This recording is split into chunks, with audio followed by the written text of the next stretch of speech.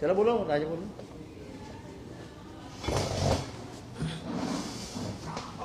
हे ते हिला बोलो, ताईंना बोलो.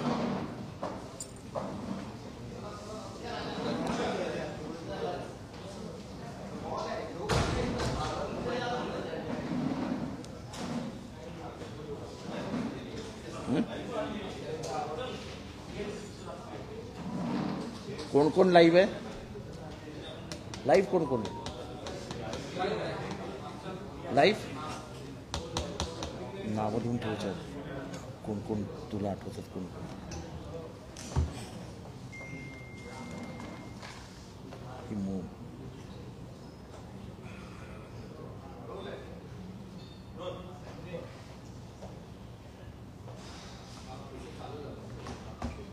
आपलं पण हे कर लाईव्ह. पार्टीच्या पेजवर नाही करे.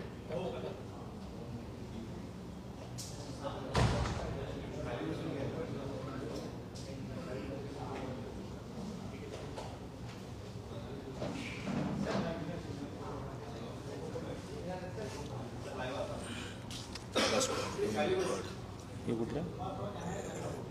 ही बँक हॉल हे धर्मापुरी आणि मोठा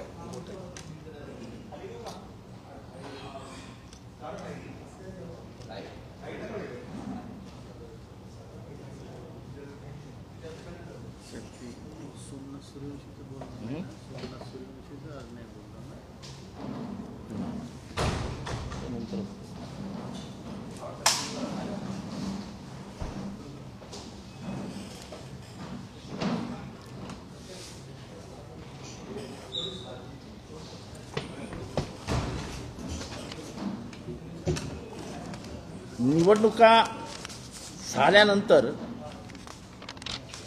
एकंदरीतच EVM आणि एकंदर निवडणुकीबद्दल लोकांच्या मनात प्रचंड शंका निर्माण झाल्या. आज जे काही आम्ही सांगतो आहोत हे राजाभाऊ देशमुख हे आमचे परळी विधानसभा मतदारसंघातले राष्ट्रवादी काँग्रेस पक्ष शरद पवार यांचे अधिकृत उमेदवार होते. उमेदवार असल्या कारणाने ते प्रत्येक बूथवर फिरायचे. एकंदर बीडमध्ये 386 बूथ आहेत परळीमध्ये, परळी विधानसभा मतदारसंघ.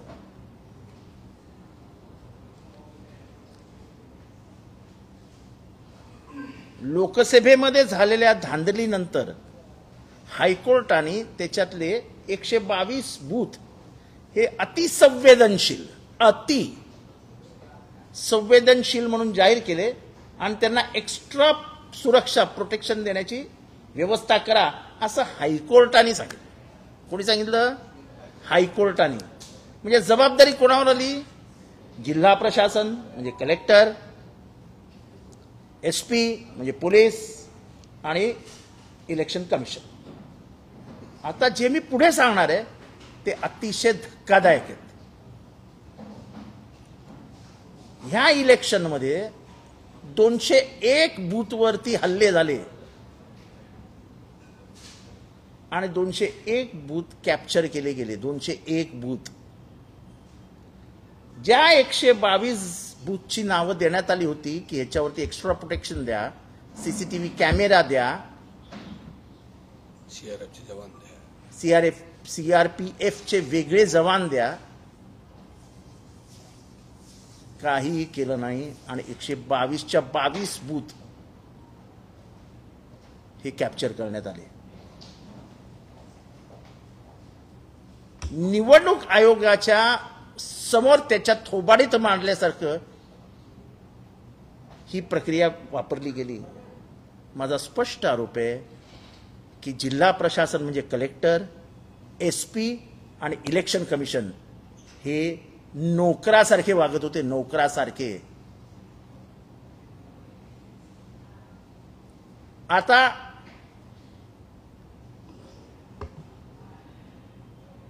ही निवडणूक प्रक्रिया इलेक्शन बूथ कॅप्चर करणं हे कसं करत होते हे स्वतः उमेदवार आपल्याला सांगते.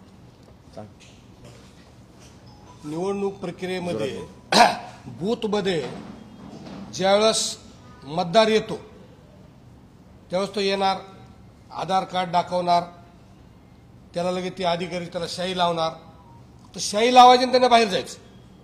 त्याला मत करण्याचा अधिकार नाही. त्याच्या पाठीमागे सगळे भूमिका ठरलेली नाही. तर मत करा कुणालाही. तुम्ही जर बघितले असतील बरेच व्हिडिओ, तर मग त्याला पुढे सीसीटीव्ही कॅमेऱ्याला कुठं कनेक्शनच नसतंय. सीसीटीव्ही कॅमेरा कसं झालंय सर? म्हणजे माणसाला काय झालंय की सगळ्या गोष्टीचे फॉर्म्युले वापरून एकच माणूस मत करतो. बूथ एजंटमध्ये बूथामध्ये जे माणसं बसतात एकच माणूस मतदान करतो. दुसऱ्या माणसाला जो मतदार गेला त्याला मत करायचा अधिकार नाही. माणूस जायचं, आधार कार्ड दाखवायचं, बोटाला शाई लावायची आणि बाहेर जायचं. ही तिथं मतदान करण्याची पद्धत झाली. जिथे मतदानाचं मशीन होतं तिथे एक पोरगा उभा राहायचा. हा माणूस शाई लावली की तो माणूस बटन दाबायचा की प्रक्रिया पूर्ण झाली. तो व्हिडिओ बघितला ना तुम्ही असंख्य व्हिडिओ बघितले त्याच्यातले की त्या समजा गोट्या घेते एकटाच असा खुर्ची टाकून बसलेला माणूस गेला की मत लगेच बटन तो दाबणार. एकच माणूस मतदान करतो. एकच माणूस मतदान असल्यावर निवडणुकीत लोकशाहीमध्ये मतच होणार नाही ना. सर्वसामान्य माणसाला मतच करू दिलं जात नाही. मग त्यांची सगळी दहशत आहे, त्यांचं धमकी आहे, त्यांचे खोटे गुन्हे आहेत, त्यांच्या सगळे प्रचंड पॉवर त्या ठिकाणी वापरल्यामुळे. आणि कुठेही कायदा नाही तिथं. साहेब पोलिसच प्रक्रियेत येत नाही तिथं. एसपी कुठं फिरतो तर आमच्या पाठीमागे फिरतो. मी फिरायला लागलो ज्या भागात मला चांगले मतं होईल त्या भागामध्ये एसपी माझ्या मागे फिरायला साहेब. आणि दोन गावामध्ये त्यांनीच पेटे फोडल्या. पेटी उचलली त्या पोलिंग ऑफिसरनं आपल्याला मतं पडणार म्हणलं की त्याला म्हणजे फोड ना तिथं काही ते करणं म्हणले यांच्यावर गुन्हा नोंद करायचा. ते पोलिंग ऑफिसर उठला ऑफिसर त्यानं पेटी फोडली आणि डोकं भीतीवर हाणून घेतलं. आणि माझ्याच मुलावर, माझ्याच पुतण्यावर आणि आमच्याच मुलावर 40 लोकांवर केस केली. 307 लावलं. 16 दिवस माझे पोरं जेलमध्ये होते. पुन्हा एवढे गौसले आणि पुन्हा एवढे एक मोठा आकडा टाकतात पुढला इतर 40. आता कोण 40 आहेत मग दिसेल त्याला म्हणजे तुझंच नाव. सगळे भयभीत माणसं करून टाकतात. मग त्याच्यामध्ये मग काही माणसं जातात वा पाया पडून वा माझं नका नाव घेऊ, ह्याचं नका नाव घेऊ. मग त्याच्यात जी कॅप्चर होते ते होते. ही भयभीतचे वातावरण ठेवलं त्यांनी. ही सगळ्यात मोठी गोष्ट आहे. कायदा ही व्यवस्थाच नाही साहेब. एसपीली म्हणलं ते पेट्या फोडायला म्हणलं माझ्या ज्या भागात चांगली मतं होईल, ज्या भागात लोकशाही पद्धतीने मतदान होतंय आणि तुम्ही माझ्या मागे फिरून मला इकडे दहशत करता का? तर ते म्हणले नाही आता तुम्ही काही बोलू नका, आपण 6 वाजता बसू म्हणले. तुमच्या पोराला तात्पुरतं ताब्यात घेतलं. मी त्याला 6 वाजता सोडतो. आणि 6 वाजता मला पोलीस स्टेशनला बोलवलं अविनाश एसपीने आणि सांगितलं की तुमचे पोर आता मी आत घेतलेले, त्यांच्यावर मी 307 करून टाकले. म्हणजे आता मी त्यांच्यावर FR फाडलेला आहे. सॉरी, समजून घ्या. समजून घ्या काय आहे? अरे मग समजून घ्या म्हणजे नाही थोडं साहेब समजून घ्या. मलाच 3दा विनंती, समजून घ्या. समजून घ्या म्हणजे काय घ्या मला? तर पोरगा तुम्ही मध्ये घालायला ज्याचा काही संबंध नाही, जी पोरं त्या प्रक्रियेत नाहीत, त्या कुठल्याही गुन्ह्यात नाही, त्यांना समजून घ्या. ही काय नाव लावलं? आम्हाला जरा प्रेशर आहे, समजून घ्या. एवढंच म्हणलं. आणि तर सर सॉरी आता मी FR फाळलाय म्हणले. आता तुमच्या मुलाला मी अटक केलेलं आहे, तुम्ही जाऊ शकता. आणि मग तितक्यात ते पोलिंग ऑफिसर आला.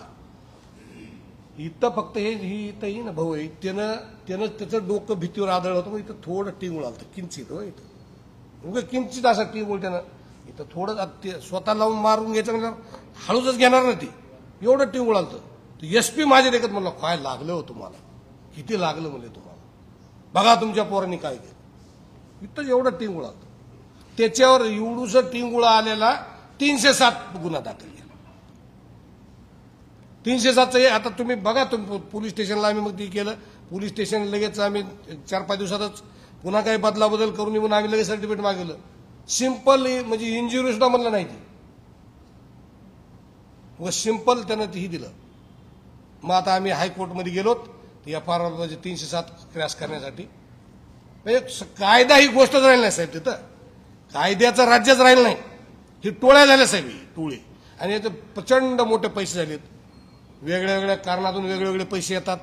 त्याला त्याचे कुणाचं काही तिथं हीच राहिलं नाही. आणि मग ह्याचं स्वरूप कशावर पचवायचं? जातीवर. कोण जातीवाद करतंय? जे माणसं निष्क्रिय असतात ते लोक जातीवाद करतात. सगळ्या जातीला त्रास आहे ना, असं कोणत्या जातीला त्रास नाही? जर जातीवादच असता तर मुंडे साहेबांना निवडून येता आला असता का लोकसभेला 2009ला? अहो मराठा समाज 35-40% मतं द्यायचं आहे मुंडे साहेबाला. 2014ला आम्ही प्रचार केला मुंडे साहेबाचा, चला एवढा मोठा माणूस जिल्ह्यातला पाडू नये, चांगलं नसतंय, जिल्ह्याची पोझिशन आहे बाबा. आम्ही जातीवादी असतो, आम्ही प्रचार केला असताना 2014ला ही कुठं होते? धनंजय मुंडे ही सगळी टीम गोपीनाथ मुंडे साहेबांच्या विरोधात होते ना. कुणी मुंडे साहेबाला उद्ध्वस्त करायचा प्रयत्न केला? 2014च्या निवडणुकीमध्ये मुंडे साहेबांच्या विरोधात कुणी आक्रमक प्रचार केला? धनंजय मुंडेंनीच केला ना. मग तवा जातीवाद कुठे गेला? तवा जातीवाद नव्हता का मग? म्हणजे त्या काळात तर मराठा समाजाने मतदान दिलं ना. जर जिल्हा जातीवादी असता तर गोपीनाथ मुंडे साहेबांचं नेतृत्व वाढलं असतं का? एवढं मतं दिले असते का लोकांनी त्यांना? त्या काळामध्ये अशी अराजकता नव्हती. अराजकता 2019 पासून ज्या दिवसापासून या जिल्ह्यामध्ये 2020ला शेतकऱ्याला 13,500 रुपये हेक्टर प्रमाणे विमा मंजूर झाला आणि तो विमा वाटपच झाला नाही, त्या दिवसापासून ह्यांना शेकडो कोटी रुपयेची माया त्या ठिकाणी ती जमा झाल्या सगळ्या या प्रक्रियेमध्ये. कोण होतं त्यावेळेस पालकमंत्री? कोण होतं मंत्री? कुणी विमा वाटप केला नाही, याचा कोण जिम्मेदार आहे? बीड जिल्ह्यामध्ये बजाज अलायन्स कंपनी कुणी आणली पहिल्यांदा? कुणी आणली? ही सगळे या ठिकाणी हा गुन्हेगारीचा प्रताप तिथं सुरू आहे. गुन्हेगारी कुठले जातीवाद नाही ना, कुठल्या एका जातीची नाही ना, काही नाही. गुन्हेगाराला जात नसते. आणि मग या ठिकाणी समजा आव्हाड साहेब आहेत, आम्ही किती वर्षानं काम करतो एकत्र. केव्हा जात लक्ष इथं किती जण बसलो आपण? केव्हा कुणी जात विचारली का कुणाची? कोण जात विचारतंय? ही जातीवाद हा गुन्हेगाराला जात नसते. हे जातीवादाचा प्रकार नाही. हा प्रकार एक वेगळ्या पद्धतीनं कायद्याचं राज्य त्या ठिकाणी प्रस्थापित न होऊ देणं, कायद्याचं राज्य नसल्यामुळं ह्या गोष्टी घडत आहेत. अत्यंत कळकळीने राजाभाऊ देशमुख यांनी परिस्थिती आपल्या नजरेसमोर आणली. आता ह्याच्यातनं प्रश्न काय उभा राहतो? कलेक्टर काय करत होता? आमची तक्रार आहे आता, या कलेक्टरची पहिली चौकशी सुरू करा, या एसपीची पहिली चौकशी सुरू करा, ज्यांनी या बीडचं वाटोळं केलं त्या सगळ्यांची चौकशी. निवडणुकीमध्ये म्हणजे लोकशाहीत जर्मनीमध्ये ईव्हीएम म्हणजे ते मशीनवरती ऑब्जेक्शन घेतलं तेव्हा जर्मनीच्या कोर्टाने सांगितलं काय खरं काय खोटं ह्याच्यात न जाता जर सर्वसामान्य माणसाला मतदान प्रक्रियेवरती संशय आला असेल तर ही प्रक्रिया रद्द करा. त्याचं कारण मतदानावर जर लोकांचा विश्वास नाही याचा अर्थ त्याच्यातनं येणाऱ्या निर्णयावरतीही लोकांचा विश्वास राहणार नाही आणि ह्याच्यात लोकशाही पराभूत होते. लोकशाहीमध्ये लोकांचा विश्वास बसला पाहिजे. इथे 100% बूथ लुटले जातात. म्हणजे हे तर बिहारमध्ये पण होत नसेल. आणि हे बरोबर बोलले की 2014च्या आधी इतका माजोरडेपणा बीडमध्ये नव्हता. एका मोठ्या उंचीचा लोकनेता गोपीनाथरावजी मुंडे हे त्या जिल्ह्याचं नेतृत्व करत होते. मला आठवतं 1996-97ला त्यांच्या विरुद्ध आम्ही सगळ्यांनी, हा माझा जुना काय म्हणजे आम्ही दोघे एकत्र फील्डमध्ये असलेली माणसं आहोत. हा काय आजचा मग आमचा हे नाही आहे. 1996-97ला गोपीनाथ मुंडेंविरुद्ध बीडमध्ये मोर्चा काढलेली आम्ही सगळे तरुण आहोत. पण गोपीनाथ मुंडेंनी कधी जातीवाद, ते वंजारी मी वंजारी, पण कधी मनामध्ये जितेंद्र माझ्या विरुद्ध मोर्चा काढलास असं कधी नाही. जेव्हा मला मदत लागली, आज मी उभ्या महाराष्ट्राला सांगतो की पहिला माणूस पुढे आला आणि ज्याने मला मदत केली त्याचं नाव गोपीनाथ मुंडे. कसला जातीवाद घेऊन चाललात तुम्ही? कोणाला येडे बनवतात? जे मारले खून पडले कोण आहेत जातीने तपासा, लाईनीत तपासा. मारणारे कोण आहेत तपासा, लाईनीत तपासा. आणि एवढा तुम्ही बक्कळ पैसा कमवलाय 2-3 हजार कोटी रुपये, त्याच्यातला 1 रुपया तरी देणारच का वंजाऱ्यांना? ही सगळी वाल्मिक कराडच्या गँगनी, यांनी ज्या गोट्या गीतेचं नाव घेतलं. कोणाचा माणूस आहे? पोलिसांनी सांगावं. कैलाश फड कोणाचं नाव आहे? हे बूथ लुटणारे म्हणजे कोण? तर बाहेर रिव्हॉल्वर लटकवणारे, जे पॅन्टच्या बाहेर रिव्हॉल्वर ठेवणारे आहेत ना, हे सगळे बूथ लुटायला होते. बूथ कॅप्चरला सगळी ही पोरं होती. आता एवढं सगळं उघडपणाने झालेलं असताना आमचा राजीव कुमार इथे येतो आणि ईव्हीएम में कुछ नहीं है. अरे तुला विचारलं कोणी ईव्हीएम में कुछ है की नहीं है? या बूथ कॅप्चरवर आता इलेक्शन कमिशन काय बोलतं त्याचं उत्तर द्यावं. चोखालिंगमने द्यावं. आमचं चोखालिंगमला आव्हान आहे की हे आम्ही व्हिडिओ त्यांच्याकडे पाठवणार आहोत. आता ह्याच्यातली सत्यता पडताळून पाहावी. 122 बूथ जे आहेत, जे हायकोर्टाने सांगितले आहेत की त्याच्यावरती तुम्ही वॉच ठेवा, त्याच्या सीसीटीव्ही कॅमेरा फुटेज आपण आम्हाला देऊ नका. तुम्ही पब्लिकला जाहीर करून टाका. हे 122 बूथ आम्हाला हायकोर्टाने सांगितले होते, आम्ही त्याचं जे चित्रीकरण केलंय ते जनतेपुढे ठेवतो आहोत. हिंमत असेल करावं इलेक्शन कमिशनने. इलेक्शन कमिशन हा बेशरम लोकांचा अड्डा झालाय. डॉक्टर बाबासाहेब आंबेडकरांच्या विचारांचा सर्वात मोठा पराभव कुठे होतोय? तो इलेक्शन कमिशनमध्ये होतोय. त्याचं स्वतंत्र अस्तित्व हे देशासाठी खूप महत्वाचं आहे असं डॉक्टर बाबासाहेब आंबेडकर म्हणाले होते. 3-4 संस्था त्याचं स्वतंत्र अस्तित्व असलंच पाहिजे आणि त्याच्यात राजकीय हस्तक्षेप होता कामा नाही असं कोण म्हणालं होतं? बाबासाहेब आंबेडकर. त्याच्यातली एक संस्था election commission. Election commission has become a political tool to finish democracy. याद्यांमध्ये घोटाळे, याद्यांमध्ये खोटी नावं कोण करतंय? सगळं सत्ताधारी पक्षाला मदत कोण करतंय? Election commission. मुंबईत येऊन ईव्हीएम मशीन. आज एवढा जाहीर आरोप करतोय आम्ही, देशभरात आरोप जाणार आहे. Election commission should come out and tell the truth what has happened in this. 201 म्हणजे अर्ध्याहून जास्त बूथ तिथे कॅप्चर केले गेले. It is a shame. It puts शेम.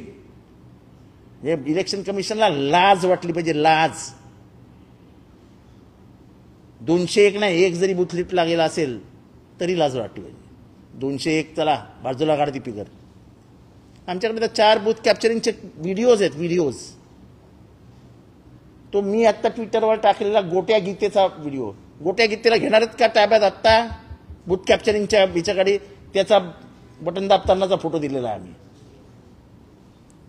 सगळं वोटिंग प्रक्रिया जी त्यांनी केली ती त्यांनी कॅप्चर केली ते दिलंय. टिंगल येऊ आपल्या इलेक्शनची. आणि म्हणून आम्ही आज मागणी करतो आहोत, इलेक्शन कमिशनने याची गांभीर्याने नोंद घ्यावी. संबंधित एसपी, संबंधित कलेक्टर आणि संबंधित इलेक्शनचा ऑब्झर्व्हर ह्यांच्याकडनं लेखी नोंदवून घ्यावा त्यांचा जे काय त्यांचं म्हणणं आहे आणि ते जनतेत जाहीर करावं. Let us go in the public field. Open मैदानात जाऊया आता पब्लिकच्या. आम्हाला नका सांगू, आम्हाला नाही ऐकायचं, जनतेला सांगा. जर लोकशाहीमध्ये जिवंत ठेवण्यासाठी सर्वात मोठी प्रक्रिया मतदान असेल आणि त्या मतदानाचीच तुम्ही हत्या करणार असाल तर ही लोकशाही जिवंत राहू शकत नाही.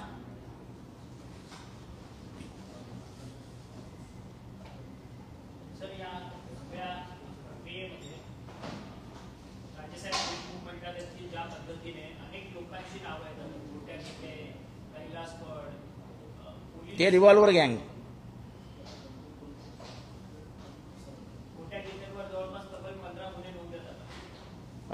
वाल्मिक कराडवर 22 गुन्हे नोंद आहेत. त्याच्यात काय बीडमध्ये तो हे आहे ना 19 असं आहे की बीडचा तुम्ही एकंदर सामाजिक इतिहास बघितला तर बीड हा अतिशय समविचारी आणि पुरोगामी जिल्हा म्हणून ओळखला जायचा. पण 2014 नंतर परिस्थिती बदलत गेली आणि 2019ला त्याचं वाटोळ झालं.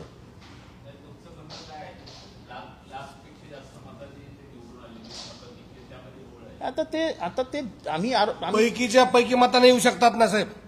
ज्या पद्धतीने मतदान झालं ना तर पैकीच्या पैकी मतं पडतील ना. मतं नाही पडायला मतदानात तुम्ही ज्यावेळेस मतदारालाच मतदान करू देत नाहीत तर पैकीच्या पैकी सुद्धा मतदान तुम्हाला पडू शकतात ना. एवढं मतं यायला अडचण काय? विजयाला अडचण काय सांगा तुम्ही? मतच होऊ देत नाही. आम्हाला हे महाराष्ट्रासमोर ह्याच्यासाठी आणायचं आहे की एखाद्या माणसाकडे पैसा आला गैरमार्गाने आणि तो पॉलिटिक्समध्ये वापरायला लागला की त्याचं काय होतं याचं जिवंत उदाहरण आहे परळी आहे. वाम मार्गाने पैसा आलाय तो वाम मार्गानेच झाला, पण दुर्दैव आहे की महाराष्ट्राचं प्रशासन त्याच्या पार पायाखाली गेलंय. म्हणजे ते अजितदादा म्हणाले ना, मी तुमचा सालगडी नाही. अजितदादा हे जे प्रशासन आहे ना हे सगळं सालगडी आहे. आता ते ते ते ते ते झालं वाल्मिक कराडच्या बाबतीत. हे घ्या ना पुरावे. नाही नाही नाही, ते राजीनाम्याचा विषय काढूच नका. आमचा मतदानाचा आहे, आमचा काय राजीनाम्याशी आज काय आम्हाला बोलायचं नाही.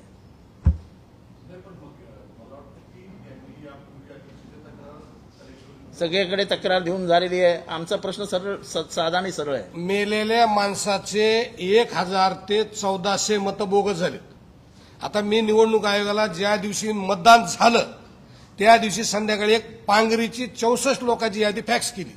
या मयत लोकांचे मतदान झाले आहेत. मग माणसं वरी गेलेले म्हणजे मयत झालं, वरी गेलेला माणूस तो खाली यायला आरामात दुपारी मतदान करायला पुन्हा वरी चालला. किती सुंदर प्रक्रिया. मतं पडतेला होईल काय ती. वरी गेलेले माणसं ह्याच्या मतासाठी खाली यायले. छानपैकी मतदान टाकून दिलं. धनंजय मुंडे आलेच पाहिजे, बटन दाबा आणि पुन्हा वरी चाललेत आरामात. असे 64 लोकांची यादी दिली आम्ही साहेब निवडणूक आयोगाला. त्याच दिवशी फॅक्स केली. रितसर वकील लावून, ऍडव्होकेट किर्दंत वकील लावून यादी पाठविली. काही त्याचं उत्तर नाही, त्याची नोटीस नाही ना, त्याचा काही बारका कागद सुद्धा आला नाही साहेब. काही व थोडंफार प्रेमपत्र येईल आम्हाला वाटलं काही भावना कळवित येईल हे. इलेक्शन होऊन 2 महिने झाले, जवळपास आता 2 महिने होतील.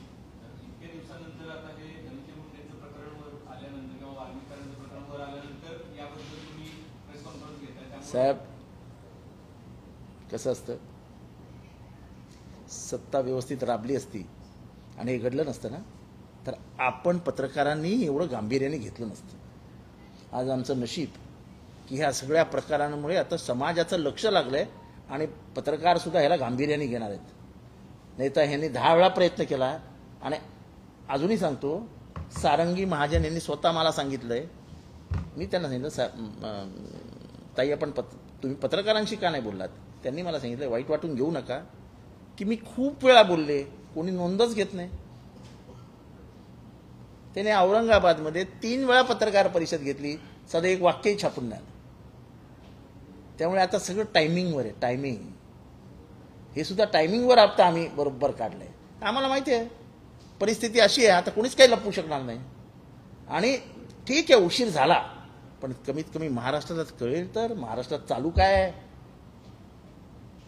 एका मतदार केंद्रामध्ये तो गेल्यानंतर त्याला सांगितलं इथे यायचं नाही, पुन्हा यायचं नाही. हे आमचं स्वतंत्र राज्य आहे, आमचा स्वतंत्र कायदा आहे आणि हे कायदाच आम्ही राबवणार. इथे महाराष्ट्र बिराष्ट्र काय नाही, चला इथनं. अरे वा. आणि पोलीस बघतायत, पोलीस येतच नाही. ह्याच्या अंगावर हात सोडला, ह्याच्या अंगावर धावून गेले, पोलीस बघतायत. मग ते एसपीचं काय करायचं. ह्याच्यात नाराजक येते.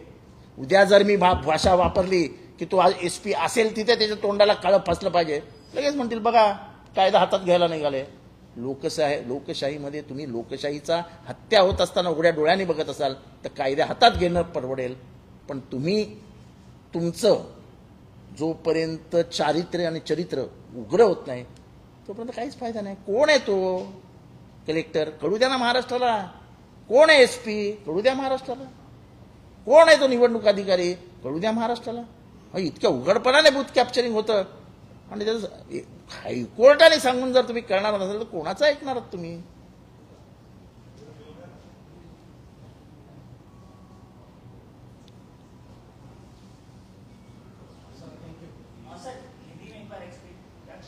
मराठी डन. नाही नाही नाही, आज ह्याच्याशिवाय काय नाही.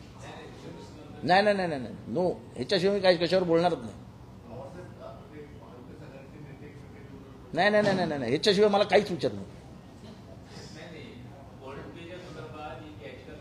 काय काय काय कोर्टले याच्याशी संदर्भात एक प्रश्न आहे की ईव्हीएम वरती तुम्ही एवढा आक्षेप घेताय असं म्हणतात नितीश राणे. तर ईव्हीएम मुळेच आम्ही निवडून आलोय.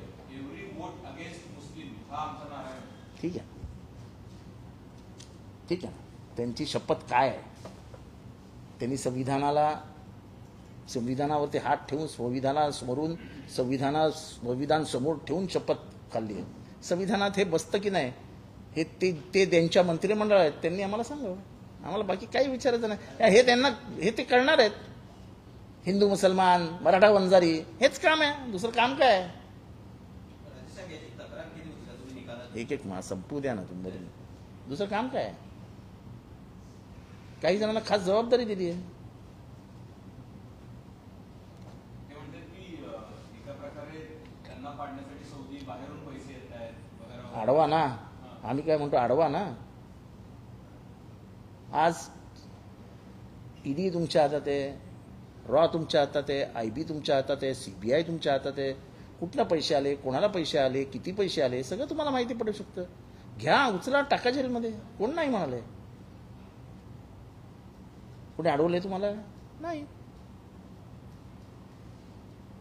म्हणाले की आम्ही हिंदू मतावरून निवडून येऊ शकतो, आम्हाला बाकीच्यांची गरज नाही, गेट आउट. चांगले काय वाईट नाही. मला एवढ्या त्या कट्टर हिंदुत्ववादी आहेत हे ऐकायला जरा बरं वाटतं. चांगलं त्यांनी त्याचं कट्टर हिंदुत्ववाद असा जिवंत ठेवावा. ते विचारलं त्यांनी. हे ह्या सोडून मी कुठल्याही प्रश्नाला उत्तर देणार नाही.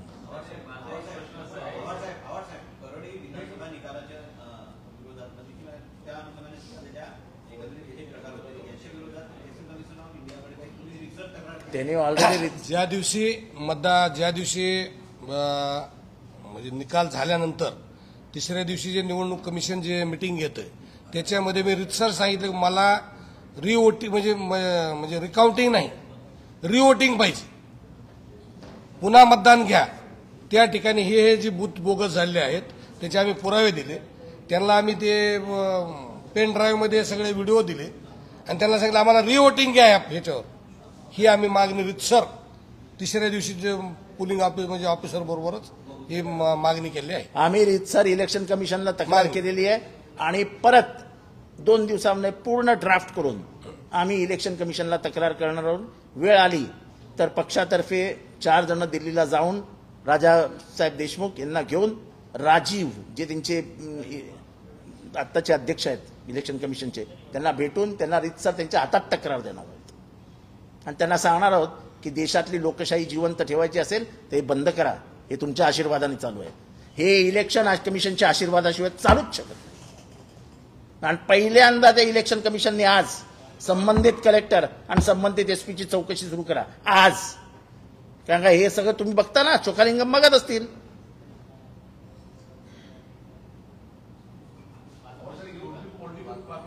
पहिले सगळे प्रश्न संपू द्या, नंतर तुम्ही विचारा. हिंदीत विचारा कोणाला काय.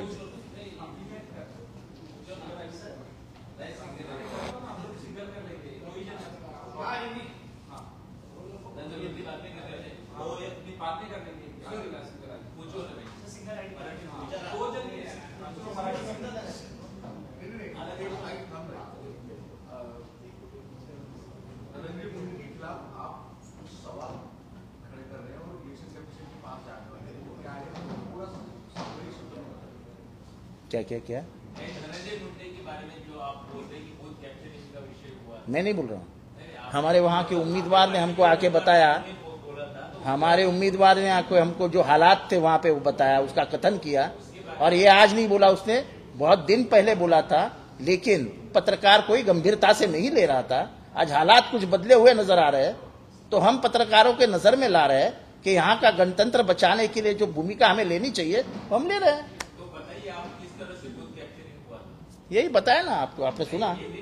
हिंदी में बताइए भाई. नहीं, जो वोटर्स है वो बूथ में आते हैं, उनका वो आईडी दिखाते हैं. आईडी दिखाने के बाद वो पोलिंग ऑफिसर जब उसको ये उंगली को शाई लगाते हैं यहाँ पे और उसको बाहर भेज देते. एक ही आदमी वहां पे वोट करता है, एक ही आदमी बटन दबाता वहां पे. देखो इसकी बात सीधी है. वोटर जाता है, उसका नाम पुकारा जाता है, वो अंदर जाता है, शाई लगाने तक की प्रक्रिया पूरी की जाती है, वो बाहर आता है. वोटिंग मशीन के पास एक आदमी बैठा हुआ नजर आता है पूरे दिन। हाँ, वो पूरा दिन। पूरे दिन एक ही आदमी बटन दबाते रहता है, 100 बटन के बाद एक बटन दूसरा दबा देता है, तो ताकि उसको लगता है शक नहीं आएगा। और सही में शक नहीं आया था। अगर ये हालात नहीं होते महाराष्ट्र में बदले हुए, तो शायद ये प्रेस कॉन्फ्रेंस को कोई आता भी नहीं। बदले हुए हालात में अब सच्चाई सामने आएगी, ऐसा हमें लग रहा है। उम्मीद पे दुनिया कायम है। हमारी लड़ाई तो संविधान और इस गणतंत्र को जिंदा रखने के लिए है। अगर ऐसा रहा, ना संविधान बचेगा ना गणतंत्र, क्योंकि मैं चाहूं उसको वोट गिरवा दूंगा। और हमारे आका बैठे हैं, वाल्मीकि कराड़ की गैंग, रिवॉल्वर गैंग, उसको सिर्फ आदेश दिया जाएगा, भाई ये बुट्टू, ये बुट्टू, ये बुट्टू, ये बुट्टू। वैसा ऐसा ही हुआ, वैसा ही हुआ, वैसा ही हुआ, वैसा ही है। हे महाराष्ट्राच्या दृष्टीने भयानक परिस्थिती आहे। आणि अशी परिस्थिती जर निर्माण होत गेली तर लोकशाहीला काय अर्थ आहे?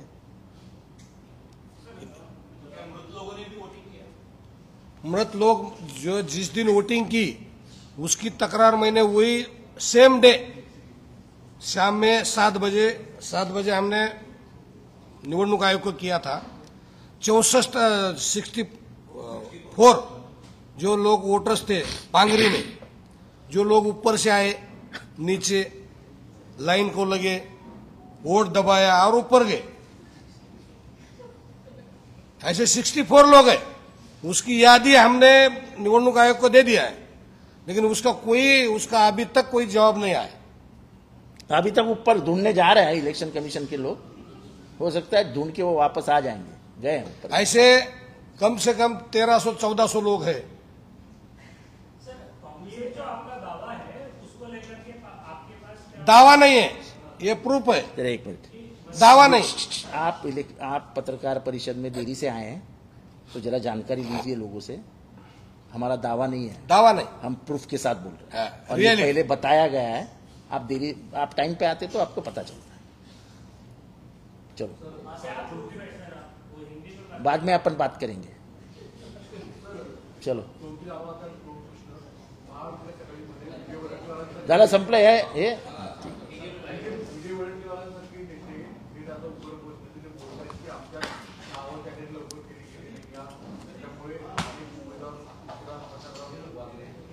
मला विजय वडेट्टीवार काय म्हणाले, कोण काय म्हणालं याच्यासाठी मी जबाबदार नाही। त्यांचे प्रश्न, त्यांची उत्तरं आणि त्यांच्याकडनंच प्रतिप्रश्न विचारा। मी कोणाच्याही उत्तरावरती उत्तर देणार नाही।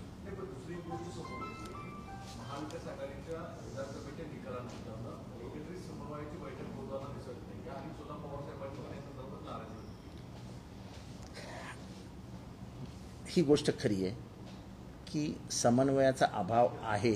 काही गोष्ट सत्य आहे तर मान्य करायला पाहिजे, पण त्याची जाहीर वाच्यता करण्यापेक्षा आधी जर सिनियर लीडर्स बसले, विजय वडेट्टीवार हे सिनियर लीडर आहेत, माझ्या अंदाने त्यांचा अजूनही बंगला त्यांच्या ताब्यात आहे का? आहे ना? मग बंगल्यावर बैठक बोलवावी नाही। मी तर तयारच आहे जायला बंगल्यावर। मी आता नशिबाने मी राष्ट्रवादी काँग्रेसचा गटनेता आहे, आमचे प्रदेशाध्यक्षही तेवढेच उत्सुक असतात। त्यांनी बैठक बोलवावी। आम्हाला काय घर नाही, त्यामुळे आम्ही इथनं ठाण्याला जाणार, परत येणार। विजय वडेट्टीवारांनी सांगावं कधी यायचं, त्या दिवशी येऊ, सगळे बसू। आणि आज जे परिस्थिती आहे महाराष्ट्रात, त्या परिस्थितीने आणि हे जसं जसं समोर येत आहे सगळं, लोकांना उबाग येतोय। हे काय चांगलं आहे काय? हे अख्खे बुथच्या बुथ लुटले गेले आणि कानोकान खबर नाही। आम्हाला तर माहिती होतं, पण आम्हाला माहिती होतं कुठलाही चॅनल दाखवणार नाही, कुठेही छापून बातम्या येणार नाहीत। एकदा त्यांनी प्रयत्न केला, त्यांनीच मला जसं मी बोललो, पण कोण छापत नाही, येतही नाही चॅनलवर। म्हणून मी त्याला सांगितलं थांब, वेळ येईल तेव्हा आपण बोलू। कालच्या बैठकीत त्याला बोलवलं साहेबांनी आज सकाळी त्याला बोलवून घेतलं। साहेबांनी सगळं ऐकलं आणि साहेबांनी धक्का व्यक्त केला, हे असंही होतं? शरद पवार ते म्हणाले महाराष्ट्रात आजच्या घडीला असं होऊ शकतं? मी म्हटलं साहेब हे असंच घडलं, पण दुर्दैवाने आपण लोकांसमोर घेऊन जाऊ शकत नाहीये। आणि त्याच्यातनं ही पत्रकार परिषद झाली आहे। आणि माझी अशी अपेक्षा आहे की तुम्ही हा विषय लावून धरा। जसे लोकशाही वाचवण्याची जबाबदारी आम्ही स्वीकारत आहोत, मला आपलं अभिनंदन करायला पाहिजे। वाल्मिक कराड आणि सोमनाथ सूर्यवंशी ह्यांना न्याय देण्यासाठी पत्रकारांनी जो प्रयत्न केला आहे, संतोष देशमुख यांना न्याय देण्यासाठी जो तुम्ही लोकांनी प्रयत्न केला आहे, आपल्याला खरोखरच कौतुक केलं पाहिजे. कारण का आम्हाला माहिती आहे तुमच्या मालकांवरती पॉलिटिकल दबाव किती असतो, त्याच्यानंतर आपल्यावरती दबाव किती असतो, आणि काही चॅनल्स कधी चमचेगिरी करायला इथे येतात. हा उघड आरोप करतोय मी. मला काय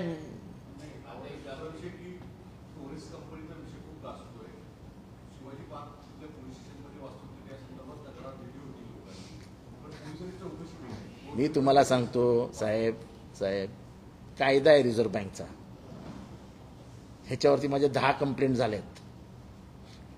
कुठलीही कंपनी, हा कायदा आहे, मी अजिबात इथे तिथे बोलत नाहीये, कुठलीही कंपनी रिझर्व्ह बँकच्या ठरलेल्या व्याजापेक्षा जास्त व्याज देत असेल तर तो कायद्यानेच गुन्हा आहे. मग पोलीस झोपलेले असतात काय? झोपतात? कारण का ह्या ज्या व्याजाने देणारे असतात ना, त्यांची पहिली सेटिंग पोलीस स्टेशनला असते. मी आता 6 महिन्यापूर्वी मुंब्र्यामध्ये एक केस उघड केली. हे टोरेस सारखंच प्रकरण होतं. हे टोरेसवाले सगळे एकत्र येऊन माझ्याकडे झाले होते, पण मी ह्या गोंधळात बिझी झाल्यामुळे मी त्याच्यात गेलो नाही. आणि असं महाराष्ट्रात आतापर्यंत 100 जणांनी लुटलंय. कारण का याचं गांभीर्य कधीच पोलिसांना समजलं नाही. कारण का याच्यात मरतो तो सर्वसामान्य माणूस. पैशाच्या नाही, मला 1 लाखावरती 40,000 जातात लोक, आमिषाला बळी पडतात. घरदार लुटलं जातं, त्यांना एजंट बनवलं जातं की तुम्ही पैसे घेऊन या, तुम्हाला एवढे मिळतील, तुम्ही वाटा पुढे. अत्यंत गरीब घरातल्या बायका वणवण फिरून लोकांना पटवून हे करून ते करून पैसे घेऊन येतात. डुबली की लोक त्या गरीब माणसाच्या घरी लाईन लावतात की तुम्ही पैसे द्या आमचे. तो कुठनं पैसे देऊ शकत नाही. त्याच्यातनं किती आत्महत्या झाल्या आहेत याची चौकशी करा. मी हे सगळं उघड्या डोळ्यांनी बघतोय. पोलीस गांभीर्याने घेतच नाही कधी. जर रिझर्व्ह बँकेने हा कायदा केलेला आहे तर हा पोलिसांना माहित नाही? पोलिसांच्या समोर कंपन्या असतात, पोलिसांची गुप्तचर यंत्रणा असते.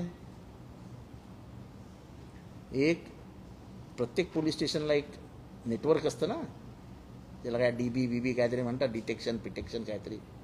त्यांना सगळ्या खबरी येत असतात ना, इथे हे चालू आहे तिथे येत नाहीत खबरी. येत नसेल तर पोलिसांचं फेलियर आहे. असेच लुटले जातील लोक. तो तर म्हणे युक्रेनला पळून गेला त्याचा मारक. हे काय सेटिंग आहे बघा, युक्रेन.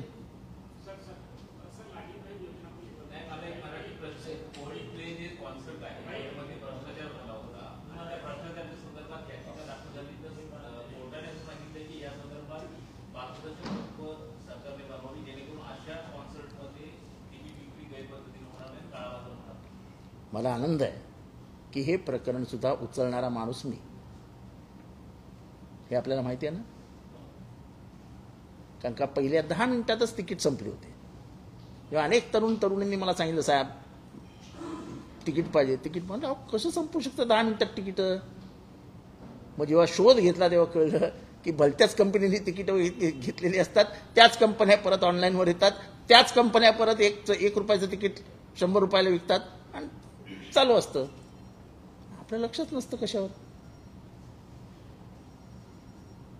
मला आनंद आहे की कमीत कमी आमचं कोणीतरी ऐकतं, हायकोर्टाने तर ऐकलं का. आम्ही काय सांगितलं की टिंगल टवाळीच करण्यात येते तिची.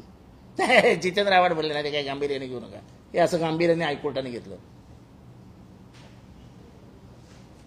हे गांभीर्याने घेणार की नाही एवढं आमच्या सरकारने आणि इलेक्शन कमिशनने आम्हाला सांगावं. हे गांभीर्याने घेणार की नाही सरकारने आम्हाला सांगावं. लोकशाही वाचवणार सरकार. त्या SP ला सस्पेंड करा, त्या कलेक्टरला सस्पेंड करा. एवढं गंभीर प्रकरण आणलंय आज आम्ही महाराष्ट्राच्या समोर. सर, 2 दिवसीय पक्षाची आढावा बैठक पार पडली. त्या आढावा बैठकीमध्ये काही कार्यकर्त्यांचा सूर आहे का सत्तेसोबत जाण्याच्या, त्या संदर्भात काही चर्चा वगैरे काही झाली? माझं भाषण आपण ऐकलं असेल तर प्रवक्ता म्हणून मी आज इथे सांगतो, राष्ट्रवादी काँग्रेस स्वतंत्रपणाने मार्गक्रमण करेल. कुठलाही हेतू नाही, कोणाबरोबर जाण्याची इच्छा नाही, हेतू नाही. हे स्पष्टपणाने काल सांगण्यात आलेलं आहे. आणि अधिवेशन संपल्यानंतर पक्षाचा राष्ट्रीय सरचिटणीस म्हणून मी इथे स्पष्टपणाने सांगतो, आमची कोणाबरोबरही जाण्याची तयारी नाही, इच्छा नाही आणि मानसिकता नाही.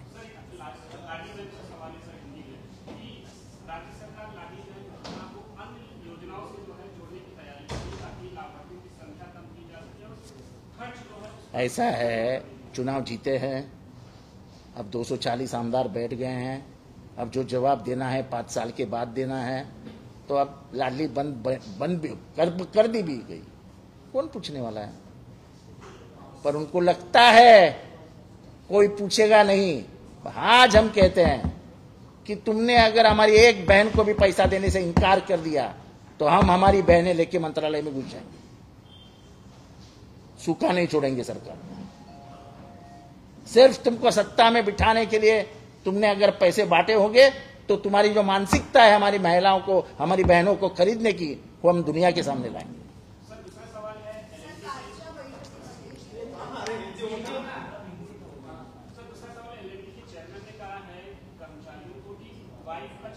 देखो ऐसा है, मैं एक गंभीर विषय पे पत्रकार परिषद ले रहा था और ले रहा हूं. मुझे इन सवालों का जवाब नहीं देना है.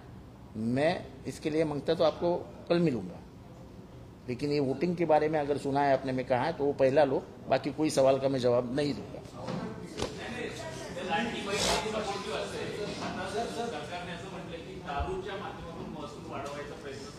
हाँ, आपले अजितदादा आहेत ना एक्साइज मिनिस्टर, त्यांच्याशी चर्चा करून घ्या. एक्साइज मिनिस्टर ते आहेत ना, माझ्याशी चर्चा करण्यापेक्षा त्यांच्याशी करा ना, कारण का तेच अर्थमंत्री आहेत आणि तेच दारूबंदी काय ते जे काय मिनिस्टर आहेत, तर त्याचं लिंक डायरेक्ट त्याच मिनिस्टरशी लागतं ना. मी काय बोलू शकतो त्याच्यावर?